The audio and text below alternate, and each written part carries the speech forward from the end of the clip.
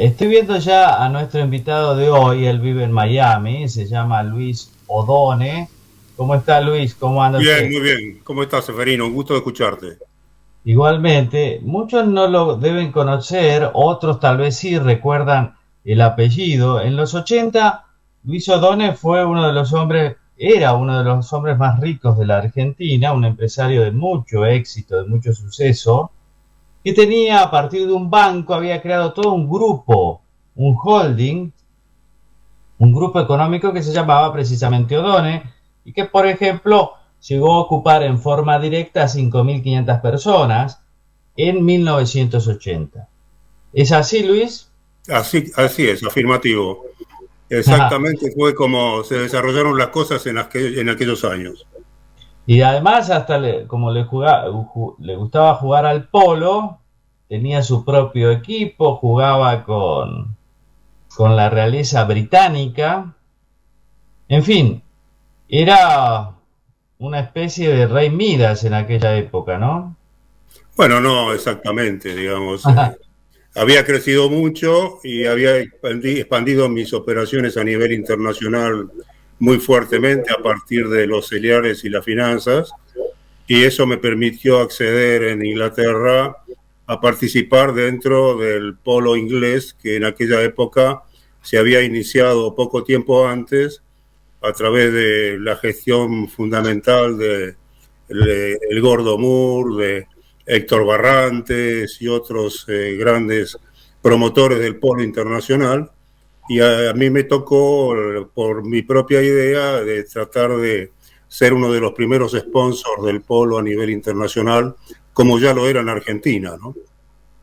Luis Odone, además, el fuerte era el banco, pero además tenía era el mayor acopiador de cereales, controlaba 2 puertos y tenía una vasta cartera de negocios, ¿no? Iban desde los alimentos, participación en marcas que hasta hoy son muy conocidas, a distintos servicios ya de avanzada, de televisión y demás.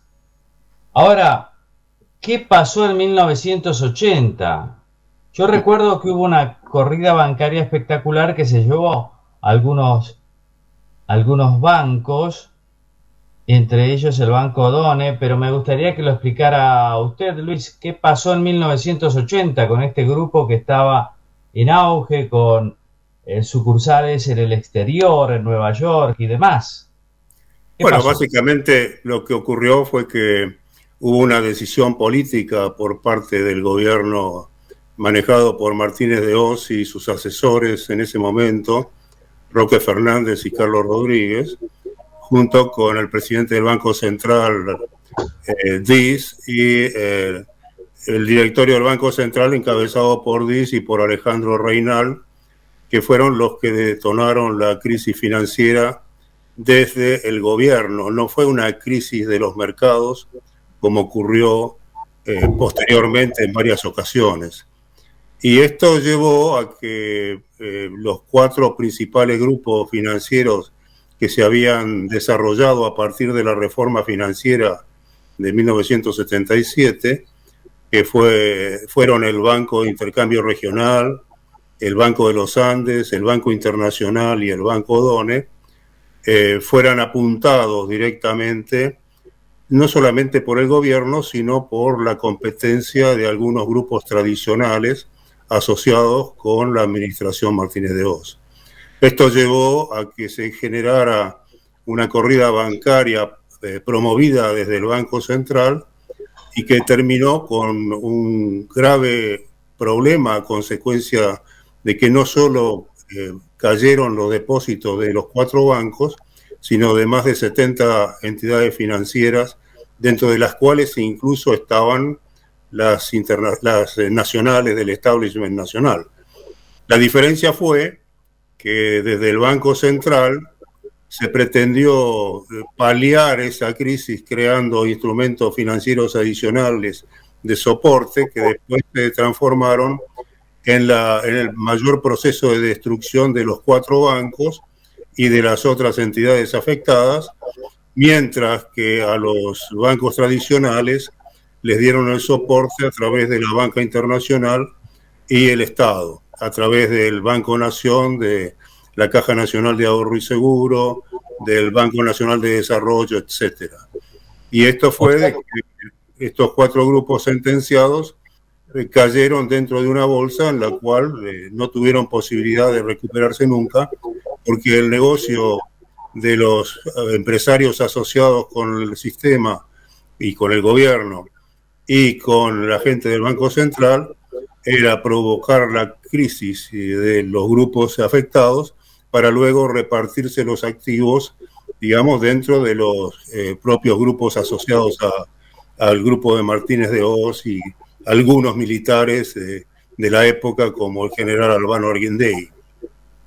O sea que usted dice que la caída de su banco y de los otros 3 bancos, que eran grupos nuevos, fue propiciada por el exministro Martínez de Hoz, por la dictadura militar, que se quedaron con sus activos. Sí, trataron por lo menos. En el caso mío no fue posible, porque yo, digamos, como también en el caso del grupo Greco y demás, grupos ACETRU, digamos, nosotros, yo en mi caso deposité todos mis activos como garantía del Banco Central ante la Justicia Federal y ofrecí desde el primer momento pagar lo que considerara el Banco Central que le adeudaba por los adelantos transitorios, pero nunca me quisieron cobrar.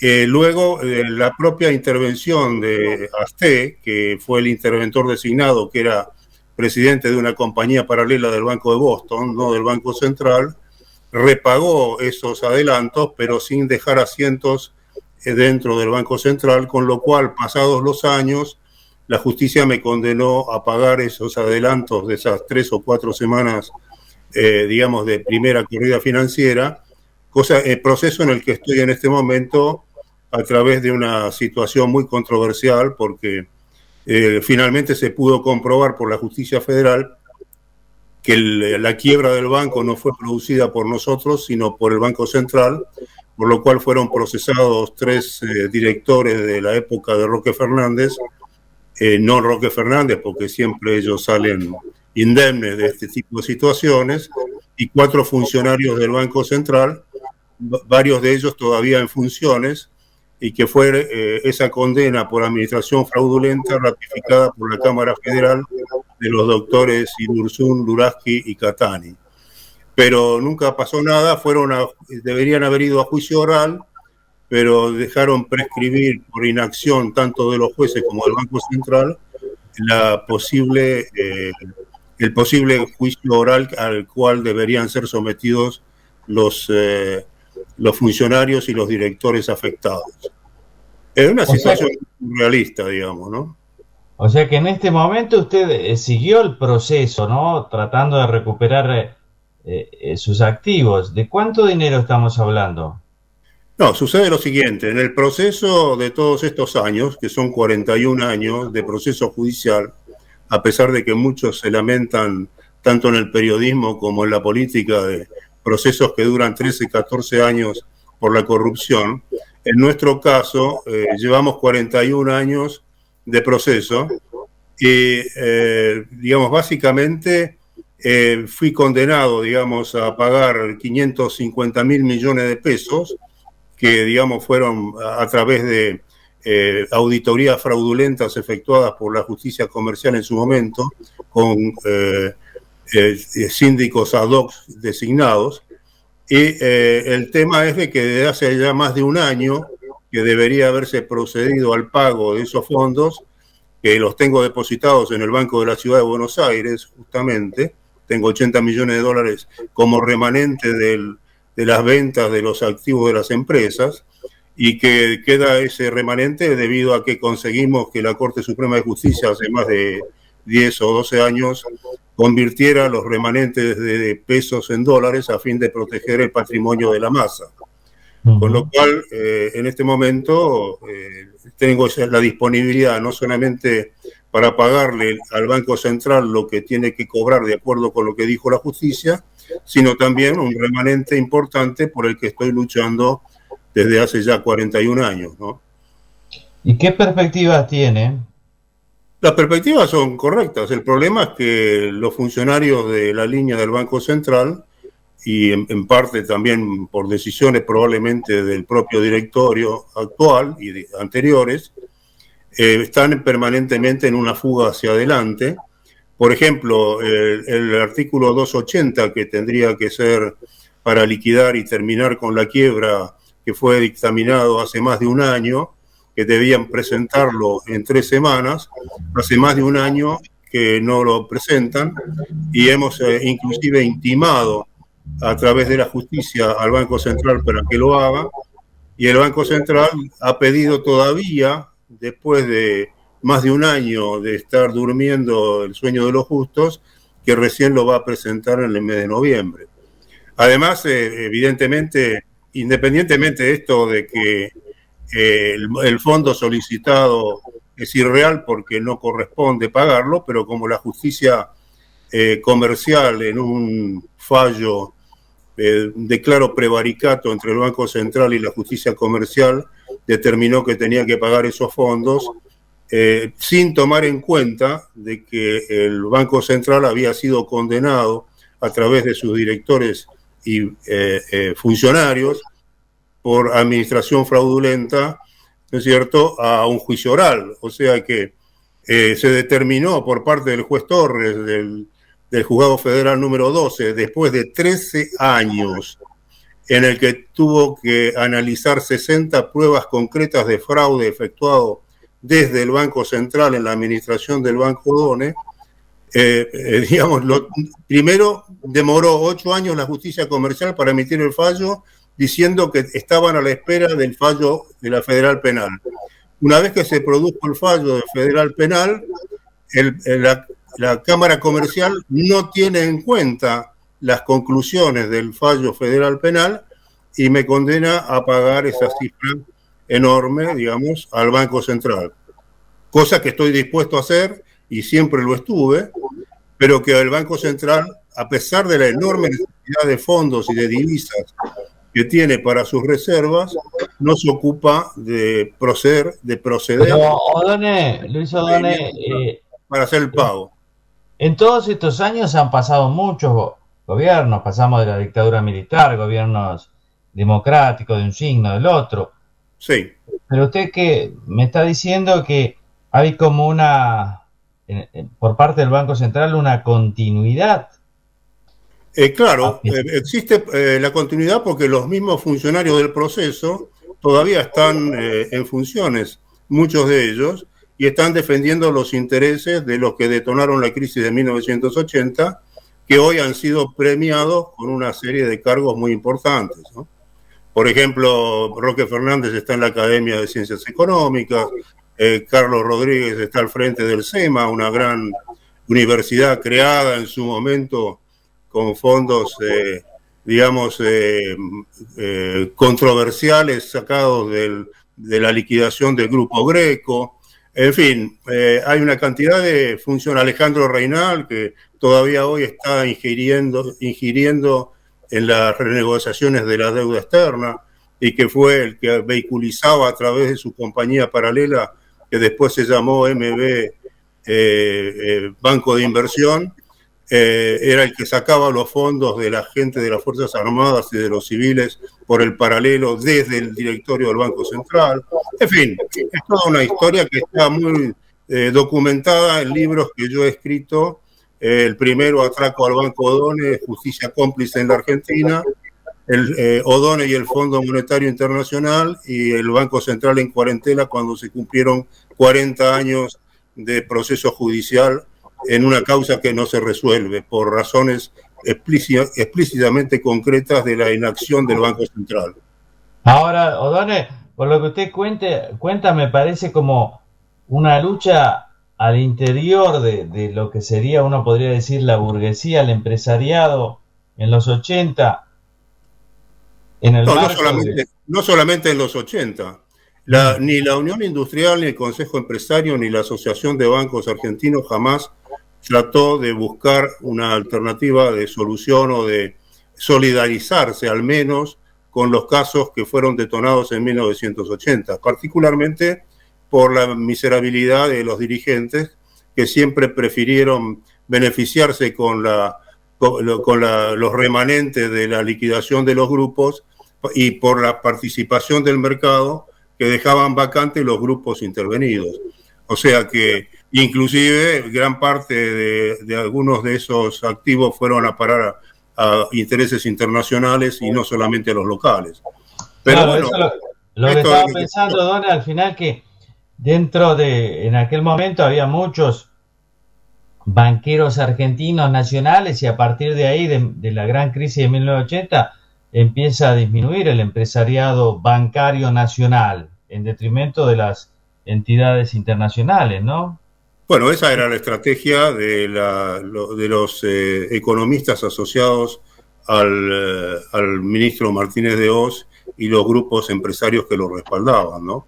Este fue claramente el movimiento político-económico que se llevó en la época, y lo más curioso es que en este momento, después de 40 años, por ejemplo, en mi caso, están tratando de reivindicar alternativas de desarrollo de producción, ¿no es cierto?, a partir de ideas que nosotros ya estábamos desarrollando en 1980. Se puede enterar la gente entrando en mi canal de YouTube, el Grupo O'Donnell, Luis O'Donnell, donde están las declaraciones de mis exfuncionarios, y no solo las de mis exfuncionarios, sino las de las mías, en las cuales relato sucintamente todo lo que pasó en aquellos años y cuáles fueron las estrategias. Por ejemplo, que teníamos. ¿De qué iniciativas estamos hablando? Bueno, particularmente, por ejemplo, de la agroindustria, que ahora se le quiere dar un impulso, los biocombustibles. Nosotros fuimos los primeros en presentar proyectos e ideas de biocombustibles en aquellos años y posteriormente, durante la época del presidente Alfonsín, etcétera. Y recién ahora están pensando en desarrollar ese tipo de cosas, pero la política del peronismo histórico es un poco la política de la doctrina social de la Iglesia, ¿no? Básicamente, la idea es de que es más fácil empobrecer a los ricos que enriquecer a los pobres. Entonces, esta ha sido la estrategia que ha prevalecido, y no solamente dentro de las políticas de los gobiernos peronistas, sino también del proceso de reorganización nacional y inclusive del gobierno del presidente Macri, ¿no? Que lamentablemente las ideas del liberalismo fueron totalmente postergadas y llevadas hacia un socialismo, dibujado como liberalismo y por la oposición como neoliberalismo, cuando tanto el neoliberalismo como el socialismo y el comunismo fracasaron en el siglo XX. Después hablamos, si quiere, aprovechando que usted está en Miami, que es un agudo conocedor de lo que pasa en Estados Unidos, pero también de cuántos argentinos que están en Miami se quieren ir a vivir a Miami. Después hablamos un poquito de cómo están las cosas ahí, cómo se ve la Argentina y demás. Pero lo que cuando uno ve, por ejemplo, los bancos en la Argentina, los bancos en Chile, comparados con Chile, con Brasil, una de las cosas que salta a la vista es que acá toda la banca está casi en manos extranjeras. Es una cosa muy curiosa teniendo en cuenta la capacidad en la Argentina de generar dinero, ¿verdad? Y por ahí esto haya comenzado en 1980, cuando se fundieron todos estos grupos emergentes, estos bancos emergentes, ¿no? Bueno, no solamente, digamos, en 1980, particularmente en épocas posteriores también se manejó la misma estrategia.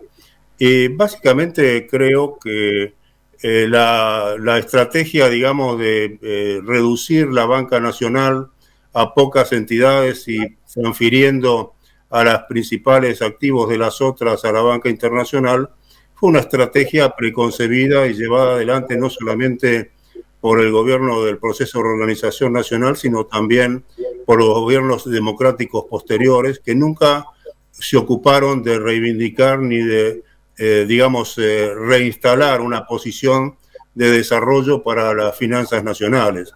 En cierta manera, en este momento, diría que hasta viene a ser positivo, porque como desde mi punto de vista a consecuencia de la tremenda deuda que el Tesoro Nacional tiene con el Banco Central y con los bancos argentinos, donde están depositados, invertidos más del 80% de los depósitos de los ahorristas en instrumentos del Banco Central, y el Banco Central no tiene capacidad de repago para las LELIQs ni ninguno de los instrumentos que tiene emitidos.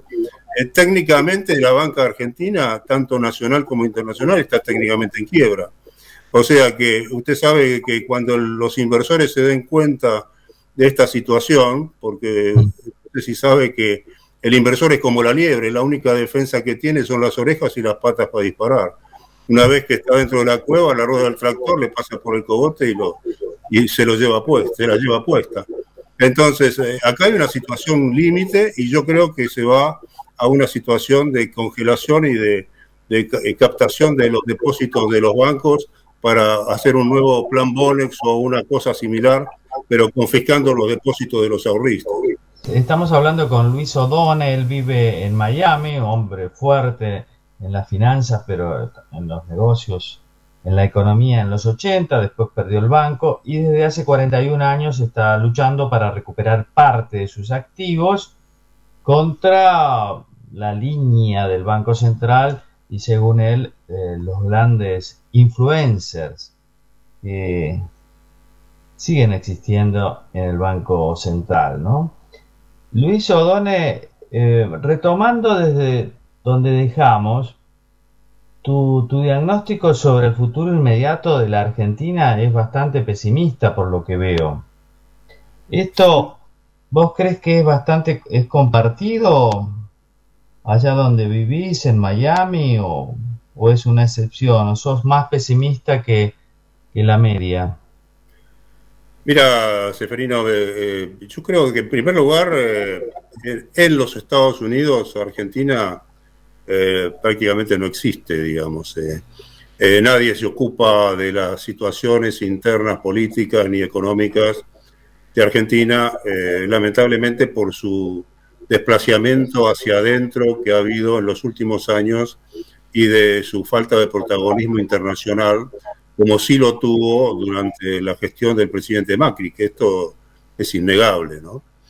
Con respecto a la situación, digamos, de la visión desde Miami, yo creo que la visión, digamos, está dada particularmente en los que de alguna manera estamos emigrados de Argentina en la Florida y en otras partes de los Estados Unidos, y por aquellos que están involucrados financieramente como consecuencia de las reestructuraciones de pasivos que ha tenido que llevar adelante en los últimos años la Argentina por sus defaults permanentes a nivel local e internacional. O sea que no veo que haya un interés o un seguimiento por parte de gente de los Estados Unidos o factores de poder de Estados Unidos sobre Argentina, excepto aquellos que están estrictamente involucrados con la política regional o global. Desde el punto de vista de los negocios y las posibilidades, yo creo que hay muchos argentinos que estarían muy interesados en invertir en Argentina en tanto y en cuanto se corrijan determinadas deficiencias estructurales, como la seguridad jurídica, como la permanencia de políticas estables desde el punto de vista del control inflacionario, desde el punto de vista de la seguridad nacional. Es decir, hay 3 o 4 puntos, como lo relato en mi canal de YouTube, que una gestión de gobierno debería llevar adelante para poder normalizar desde el punto de vista estructural el desarrollo de Argentina.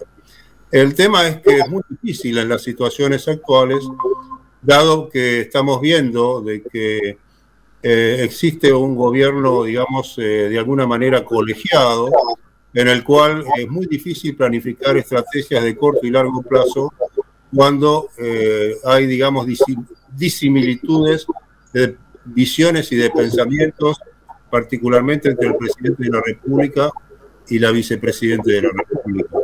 Un caso paradigmático es la reunión que hubo ayer con los grandes empresarios argentinos y el presidente, en el cual realmente el presidente manifestó una serie de decisiones importantes y estrategias importantes que se iban a llevar a cabo en el largo plazo en Argentina, que fueron específicamente, según dijo, compartidas por la señora vicepresidente de la Nación.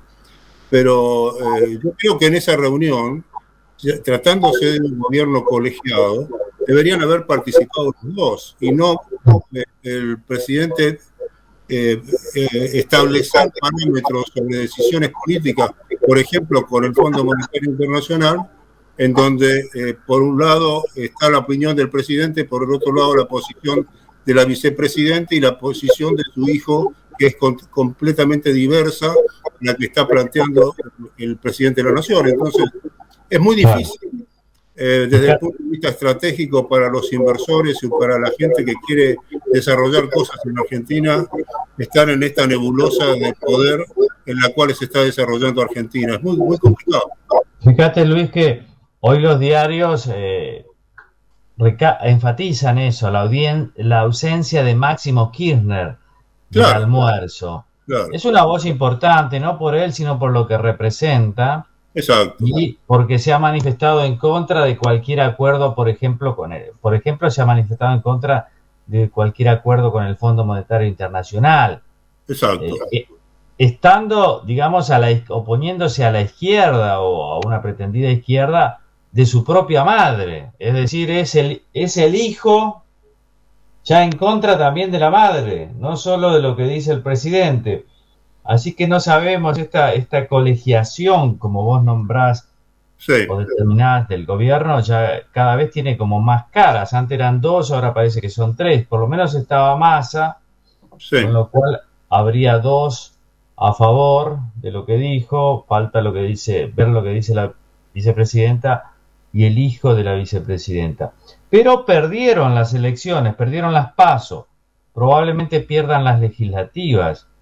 ¿Eso debería abrir alguna expectativa entre los argentinos radicados en Miami o no? Y yo creo que, como en el póker, hay que esperar para ver, ¿no? A mí me parece que las elecciones próximas pueden determinar factores importantes desde el punto de vista legislativo, pero no sé y no tengo muy claro si lo va a hacer desde el punto de vista de las decisiones políticas estructurales sobre las cuales tiene que gobernar la administración actual hasta el 2023. A mí me parece de que hay que esperar, no podemos anticiparnos, y aun cuando haya un giro importante en las políticas a partir de las elecciones de segundo término, el proceso de reinversión en la Argentina va a demorar por lo menos hasta 2023, porque no creo que los inversores internacionales y los argentinos que tienen inversiones en el exterior estén dispuestos a correr el riesgo de apostar a una administración un poco excesivamente versátil, digamos, por llamarlo de alguna manera, en sus decisiones. Y además con contradicciones estructurales dentro de su propio partido muy complicadas. O sea que yo creo que hay que esperar para ver, ¿no? Ahora, por ahí en Miami lo tienen al expresidente Macri, ¿no? Dando clases de liderazgo político. Todavía... Sí, yo averigüé un poco sobre ese tema y amigos comunes me informaron de que no está dando clases ni va a dar clases, sino que va a participar de charlas con la universidad con respecto a temas de política argentina y política internacional. O sea que sería demasiado pretencioso poner en la pantalla, digamos, de que el expresidente va a dar clases. Primero porque, digamos, creo que no tiene condiciones para dar clases de política. Digamos, sí creo que tiene la posibilidad de poder dar información sobre lo que es una experiencia de gobierno, particularmente en un país tan controvertido y tan controversial como la Argentina. Y la experiencia de 4 años en el gobierno, sin duda que pueden ser muy nutritivas para el auditorio que tenga, digamos, tanto latinoamericano como de aquí de los Estados Unidos. Claro, es un presidente que es el primer presidente civil que termina su mandato desde que entró en vigencia el peronismo, no es poco.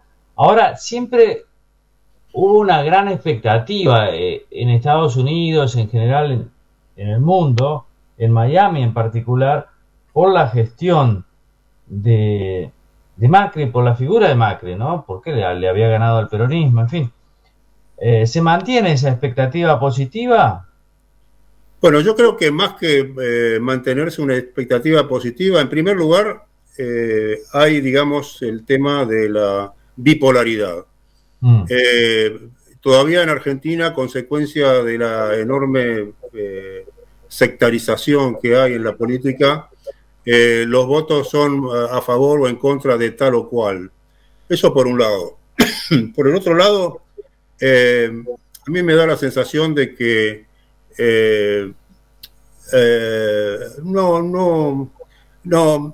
no veo, digamos, lo que sí veo es que hay nuevos liderazgos dentro del grupo del presidente Macri que están perfilándose como alternativas válidas para las elecciones de 2023.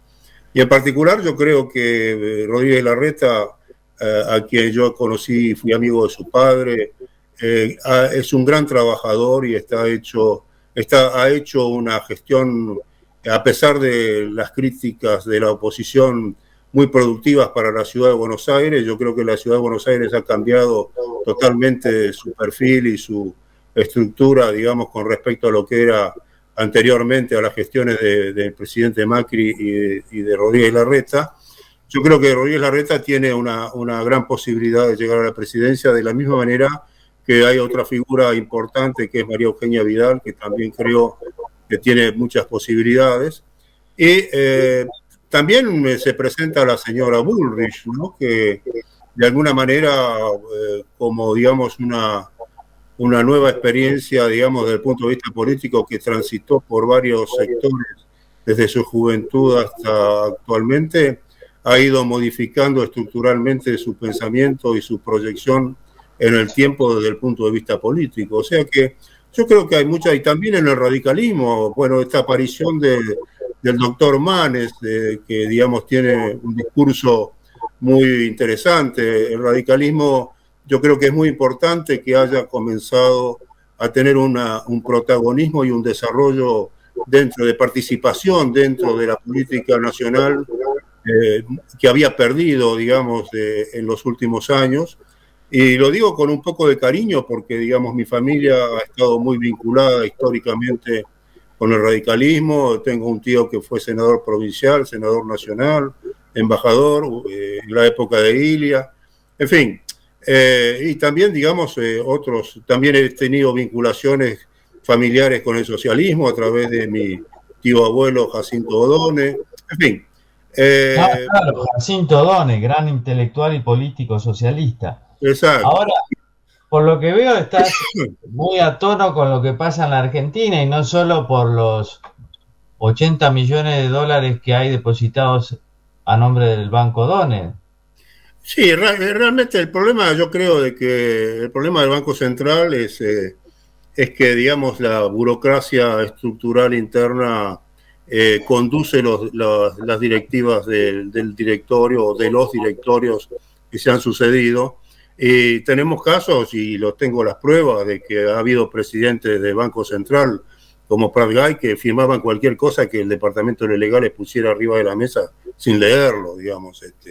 En fin, y muchos de los presidentes históricos que pasaron y que yo describo en mis libros están todos consustanciados y respaldando y defendiendo con complicidad las acciones de la época de la dictadura militar. O sea que esto yo creo que es básicamente que además de no querer cobrarme, quieren evitar de que yo retome el capital, con el capital sobrante, proyectos de desarrollo importante a nivel local e internacional. O sea que son 41 años de lucha judicial. Exactamente. ¿Siempre con los mismos abogados o tuviste que cambiar abogados, todo?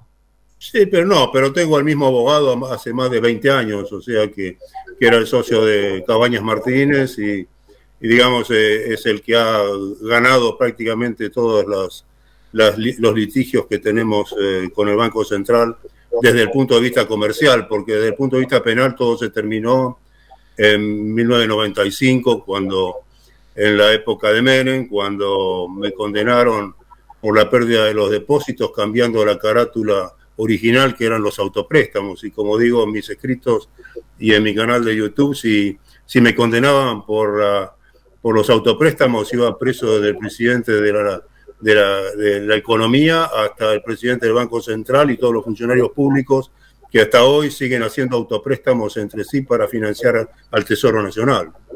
Ahora, ¿qué? Sí, ahora, y en estos 41 años has desarrollado estos proyectos, ¿no? No, pocos proyectos, porque cuando tú te quedas anclado en el pasado y además con una propaganda muy fuerte por parte de los grupos del establishment, tanto a nivel interno como a nivel internacional, te colocan como lo que aquí se llama tainted name, es muy difícil poder reinsertarte dentro del circuito financiero. Lo hice un poco en la época de Menem, cuando llevé al mercado internacional la coparticipación federal de impuestos para financiar o refinanciar pasivos provinciales, pero cuando desarrollé esa facilidad financiera de 5.000 millones de dólares, pero yo transformé lo que eran deudas provinciales de un año o 2 años al 30% anual de interés, fue una facilidad financiera de 10, 15 y 20 años al 8% de interés y con 6 meses de gracia. O sea que, pero prácticamente no pudimos colocar nada, ni un centavo, porque se apropiaron de la estructura los bancos domésticos y bueno, y después terminaron como terminaron. Bueno, Luis O'Donnell desde Miami, muchas gracias por haber charlado con nosotros, por esta entrevista y esperemos que se resuelva este larguísimo, larguísimo litigio. Y vos diste en el clavo, atarse al pasado te impide ser productivo en el presente, ¿verdad? Exacto, exactamente. Es Muchas muy gracias, difícil. Luis. Muchas gracias por tu atención y por tu convocatoria y por el tiempo que me has dedicado para poder contar una de estas historias de la Argentina secreta. Sí, es así. La Argentina Secreta, recordamos que tenés un canal de YouTube siempre Sí, muy activo, no sí. solo sobre el tema de tu banco, de tus empresas, sino también sobre la actualidad argentina. Es muy interesante ver tu mirada desde Miami. Bueno, Muchas muchísimas gracias. gracias y un gran abrazo.